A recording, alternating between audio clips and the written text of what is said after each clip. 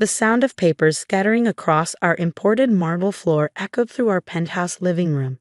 I watched years of careful documentation flutter around me like expensive confetti while my husband, Michael, stood over me with that familiar look of smug superiority. "Really, Rebecca," he said, adjusting his Rolex. "You thought you could just walk into my office and accuse me of fraud? With what evidence? These?" He kicked at one of the fallen folders. "No one's going to believe the trophy wife who spends her days planning charity galas. My name is Rebecca Sterling, and at 34, I was about to destroy the man I've been married to for 8 years." Michael saw what he wanted to see, a beautiful former model who'd given up her career to be the perfect corporate wife. What he didn't see was the economics degree from Penn, or the 2 years I'd spent in forensic accounting before meeting him.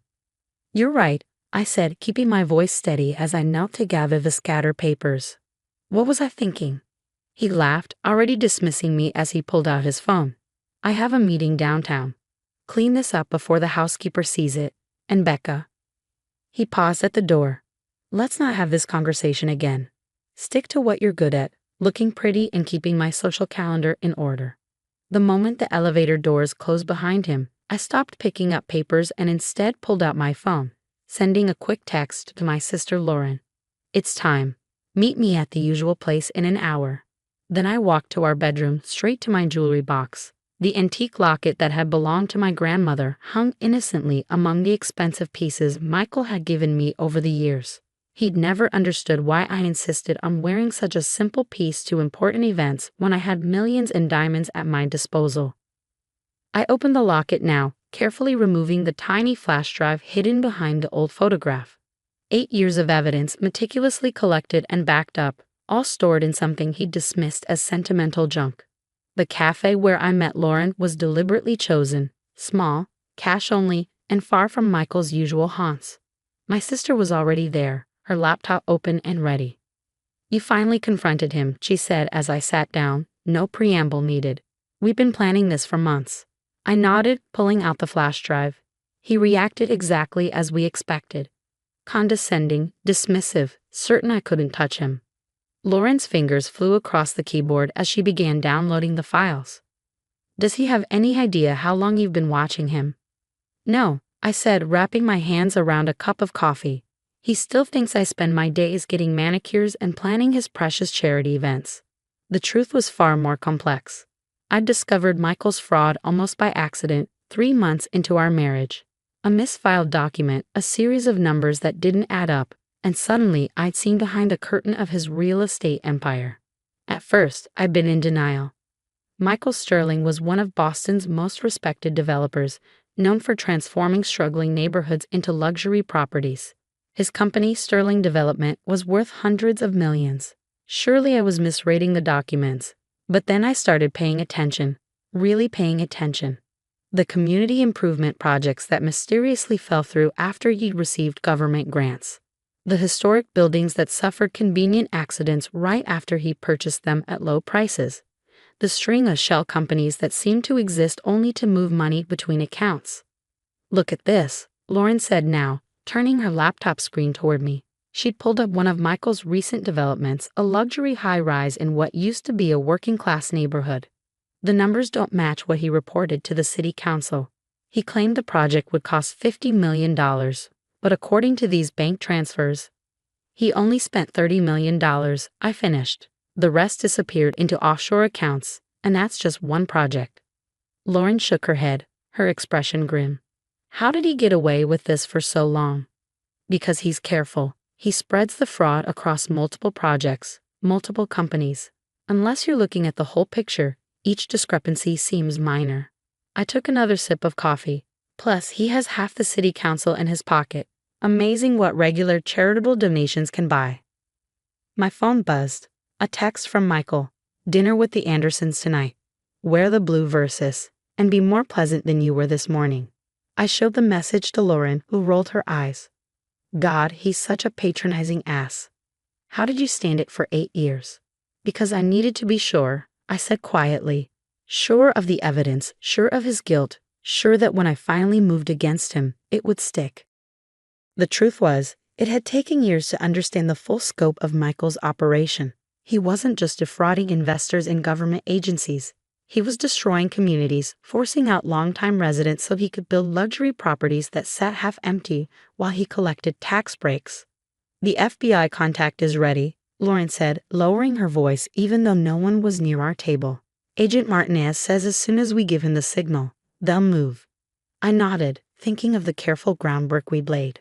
The recordings hidden in Michael's home office, capturing conversations with corrupt officials.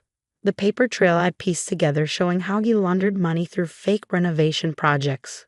The witness statements from former employees who'd been silenced with threats and payoffs. "What about the safety deposit boxes?" Lauren asked. "Already taken care of," I assured her. "I moved everything to the new location last week while he was in New York. Bank records, backup drives, original documents, it's all secure." My sister reached across the table and squeezed my hand. "Are you sure you want to go through with this, once we pull the trigger?" "He has to be stopped," I said firmly. "You haven't seen what I've seen, Lauren. The families displaced by his developments, the small businesses forced to close, the lives he's ruined while he sits in his penthouse counting his millions." Lauren nodded, understanding in her eyes.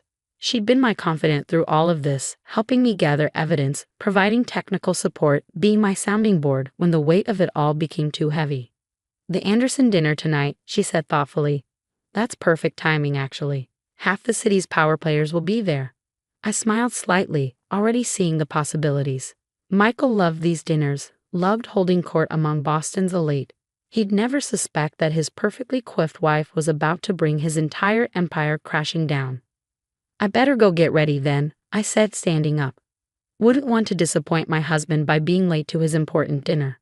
Back at the penthouse, I took my time getting ready. The blue Versus dress Michael had specified hung in my closet, a $12,000 piece of fabric that was supposed to show off his wealth and taste. I slipped it on, carefully applied my makeup, and fastened my grandmother's locket around my neck. In the mirror, I looked exactly like what Michael thought I was, the beautiful, compliant wife who knew her place. The perfect accessory to his carefully crafted image. If he'd ever bothered to really know me, he might have wondered why I always insisted on handling the seating arrangements for his business dinners. Why I volunteered to organize his charitable foundation's documents. Why I spent so much time in his home office, supposedly planning social events. But Michael saw what he wanted to see, and tonight that blindness would be his undoing. The Andersons' dining room was filled with the quiet murmur of Boston's elite when Michael and I arrived.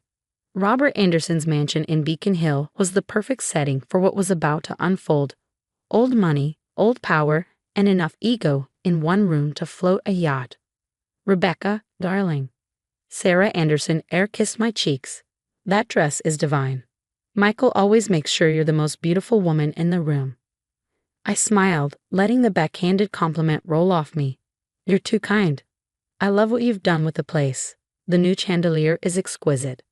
As we moved through the crowd, I felt Michael's hand on my lower back, steering me toward specific groups. This was our usual dance. He talked business while I played the charming wife, laughing at the right moments, making sure everyone's glasses stayed full. "Sterling." Commissioner Davis boomed, extending his hand to Michael. "Just got the paperwork for the Riverside project. Everything looks in order." I watched Michael's face carefully as he shook the commissioner's hand. The Riverside project, his latest scheme to turn a historic waterfront neighborhood into luxury condos. The paperwork he'd submitted showed a $100 million investment. The real numbers, safely documented in my files, showed something very different. "Excellent," Michael said smoothly. "The city won't regret supporting this development. It'll transform the whole area." "That's what we're afraid of," a quiet voice said from behind us. Elena Martinez stood there, elegant in a simple black dress. To everyone else, she was just another guest, the wife of a prominent real estate attorney. Only I knew she was actually FBI Special Agent Martinez, and this dinner was no coincidence. Michael's smile tightened slightly. "Mrs. Martinez, I wasn't aware you and James would be here tonight. Sarah and I serve on a historical preservation board together," Alana said pleasantly. "We're quite concerned about the fate of some of our older buildings. So many unfortunate accidents lately." I felt Michael's hand tighten on my waist. Those accidents had helped him acquire prime properties at fraction of their value, after which the historical protection orders mysteriously disappeared. Progress requires change, he said dismissively. Rebecca, why don't you get me a fresh drink? I nodded obediently and headed toward the bar, but instead of ordering, I slipped into the powder room and pulled out my phone. A text from Lauren was waiting. Teams in position. Just say the word. My hands trembled slightly as I replied, now. When I returned to the dining room, everything appeared normal. Guests were taking their seats, servers were pouring wine, and Michael was holding court at the head of the table, explaining his latest development plans to an admiring audience. I sat down beside him, accepting a glass of wine from a server. Any moment now. Right on cue, phones around the table began buzzing. I watched as people pulled them out, faces changing as they read the breaking news alerts. My God, Robert Anderson said from across the table. Michael, is this true? Michael frowned, reaching for his own phone. I saw the exact moment he read the headline. Sterling gemeint under federal investigation for massive fraud. The color drained from his face as he scrolled through the article. The Boston Globe had done their job well, laying out years of fraudulent dealings backed by documents and witness statements. His careful house of cards was about to collapse. This is ridiculous, he sputtered, looking around the table. Obviously some sort of mistake. Is it? Elena Martinez stood up, pulling out her badge. Michael Sterling, I'm Special Agent Martinez with the FBI.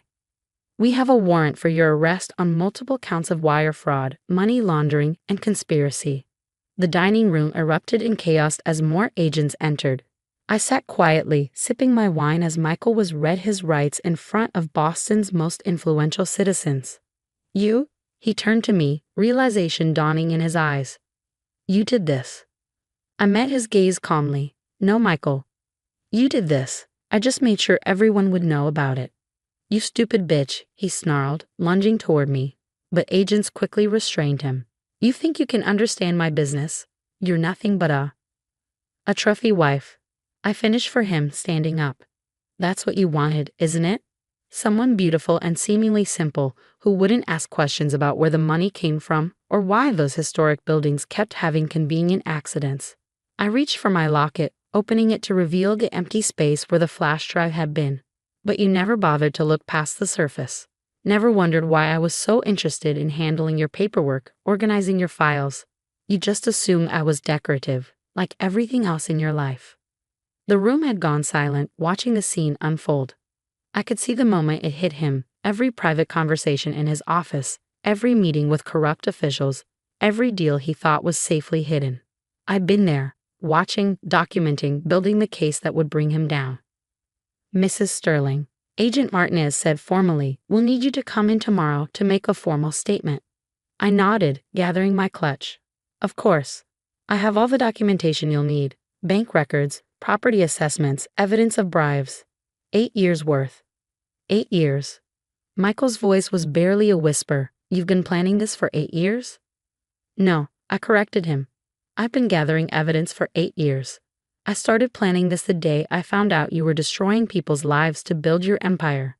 The day I realized that the man I married was nothing but a fraud in an expensive suit.